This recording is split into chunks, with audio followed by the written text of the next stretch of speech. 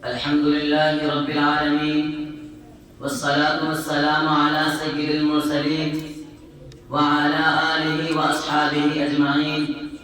أما بعد، فأعوذ بالله من الشيطان الرجيم. بسم الله الرحمن الرحيم. ولا تهنوا ولا تحزنوا وأنتم الأعلون إن كنتم مؤمنين. صدق الله العظيم. ماحول سے مایوس دنیا خود بنا اپنی، ماحول سے مایوس دنیا خود بنا اپنی، دلوں میں حوصلہ اور حوصلوں میں جان پیدا کر. ضرورت ہے کہ ماضی کی طرح ہو روشن مستقبل، ضرورت ہے کہ ماضی کی طرح ہو روشن مستقبل. کوئی بودر، کوئی خالد، کوئی سلمان پیدا کر. رونق بزم حضرت صدر معزز اساتذہ کرام اور مدرسہ اسلامیہ تعلیم و قرآن کے نونہالوں، انجمن الخطیب کے اس پروگرام میں مجھے اس موضوع پر لب کشائی کی سعادت ملی ہے. وہ سرزمین ہندوستان کی آواز ہے اور وقت کا ایک اہم سوال ہے کہ ہندوستان کے مسلمانوں کا مستقبل روشن کیسے ہو. نوجوانان اسلام، یہ تو ایک وقت کا سوال ہے، لیکن میرا بھی تم سے ایک سوال ہے کہ آخر یہ انقلاب کیسے آیا؟ ہندوستان کی دھرتی نے اس سوال کی جرأت کیسے کی؟ اسے بولنے کا موقع کیوں ملا؟ ہندوستان کی گلیوں میں یہ آواز کیوں گونجی؟ کیا ہندوستان کی سرزمین نے شاہان مغلیہ خلجی و غوری کی 800 سالہ حکمرانی کو بھلا دیا؟ کیا اس بزم جنت نشان کو وہ دن یاد نہیں ہے جب وہ انگریزی سامراج کے چنگل میں سسک رہی تھی، غلامی کا توق اور ذلت کی زنجیر میں جکڑی ہوئی تھی، اس کی عظمت و تقدس کو پامال کیا جا رہا تھا، امن و امان کا خاتمہ ہو چکا تھا. اے سرزمین ہند، بتاؤ تمہیں کس نے آزاد کرایا تھا؟ علم حرری کو کس نے بلند کیا؟ تحریک آزادی کے بانی شیخ الہند کون ہے؟ مجاہد آزادی مولانا حسین احمد مدنی کون ہے؟ قائد آزادی مولانا عبدالکلام آزاد کون ہے؟ مولانا محمد علی جوہر، مولانا شوکت علی گوہر کون ہے؟ مولانا حفظ الرحمن سلہاردی، عطا اللہ شاہ بخاری کون ہے؟ یہ سب کے سب کون ہے؟ ہمارے ہی اسلاف و اکابر تو ہے، ہمارے ہی آباء و اجداد تو ہے، جنہوں نے ہندوستان کی ماضی و حال اور مستقبل کو سنوارا ہے. 100 بار سنوارا ہے ہم نے اس ملک کی گیسوئے پر ہم کو، 100 بار سنوارا ہے ہم نے اس ملک کی گیسوئے پر ہم کو. یہ اہل جنوں بتلائیں گے کیا ہم نے دیا ہے عالم کو.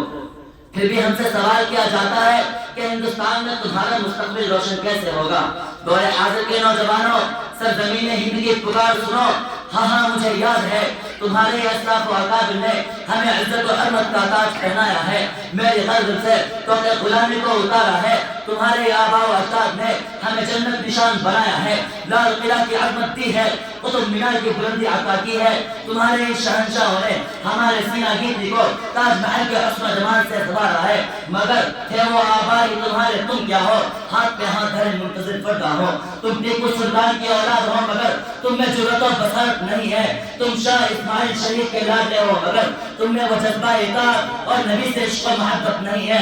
تم شیخ الہند کے فرزند ہو مگر تم میں وہ خلوص للہیت کی فراوانی نہیں ہے. تم شیخ الاسلام کے سپوت ہو مگر تم میں وہ خوف خدا اور دنیا سے بیزاری نہیں ہے. تم اقبال کے شیدائی ہو مگر تم میں وہ فکر و پرواز نہیں ہے. تم ابوالکلام آزاد کے نونہال ہو مگر تم میں عمارت کی قابلیت نہیں ہے. تم عطا اللہ شاہ بخاری کے جانشین ہو مگر تمہاری زبان میں وہ صداقت نہیں ہے. پھر تمہارا مستقبل روشن کیسے ہو سکتا ہے؟ تمہیں عزت و سربلندی کیسے مل سکتی ہے؟ حکومت کا تخت و تاج تمہارے قدموں میں کیسے آ سکتا ہے؟ مسلمانوں، تم نے اپنے ماضی کو بھلا دیا، تم نے اپنے عقائد و جماع سید الکونین حضرت محمد صلی اللہ علیہ وسلم کے رسول حسنہ کو بارکات کر دیا. فاروق اعظم اور خالد بن ولید کے طریقہ کار کو چھوڑ دیا. صلاح الدین ایوبی اور ٹیپو سلطان کے تاریخ کو بھلا دیا. حسین احمد مدنی اور عبید اللہ صدیقی للکار کو بس پش ڈال دیا. پھر تمہارا مستقبل روشن کیسے ہو سکتا ہے؟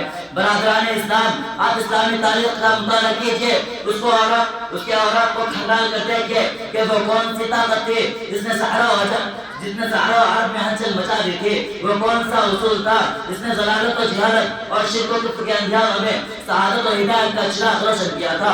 وہ کون سا دستور تھا جس نے عرب کے بدوؤں کو نجوم ہدایت بنا دیا اور انہیں قیصر و کسریٰ کے تخت و تاج کا مالک بنا دیا. وہ کون سا نسخہ کیمیا تھا طرح اس نے صحابہ کرام کو دنیا کا قائد اور رہبر بنا کر امامت و قیادت اور حکومت و سیاست کے میدان کا بے شہسوار بنا دیا تھا۔ وہ کون سی طاقت تھی جس نے مٹھی بھر مسلمانوں کو ہزاروں پر اور ہزاروں کو لاکھوں پر فتح اور نصرت عطا کیا تھا، جن کی صدائے تکبیر سے دشت و جبل بھی گونج اٹھے تھے، جنہیں دیکھ کر سمندر اور ندی راستہ چھوڑ دیا، صحرا و جنگل کے درندوں نے بھی راستہ چھوڑ دیا۔ اقبال مرحوم نے کیا یہ خوب کہا ہے، دشت و دشت ہے دریا بھی نہ چھوڑے ہم نے، بحر ظلمات میں دوڑا دیے گھوڑے ہم نے۔ اے غیور نوجوانوں ذرا سوچو تم کیا ہو، تمہارا مقام کیا ہے؟ تم ہی تو ہو جسے قرآن نے خیر امت کا لقب دیا ہے، تم ہی تو ہو جسے دنیا کی امامت و قیادت کے لیے منتخب کیا گیا ہے۔ قرآن کہتا ہے کنتم خیر امت اخرجت للناس، تم ہی تو ہو جسے خدا قدوس نے وسط امت قرار دیا ہے۔ قرآن کہتا ہے وجعلناکم امة وسطا لتکونوا شہداء علی الناس، تم ہی تو ہو جسے رب العالمین نے انتم الاعلون کا وعدہ کیا ہے۔ انہی چند باتوں پر میں اپنی تقریر کو ختم کرتا ہوں۔ وآخر دعوانا الحمدللہ۔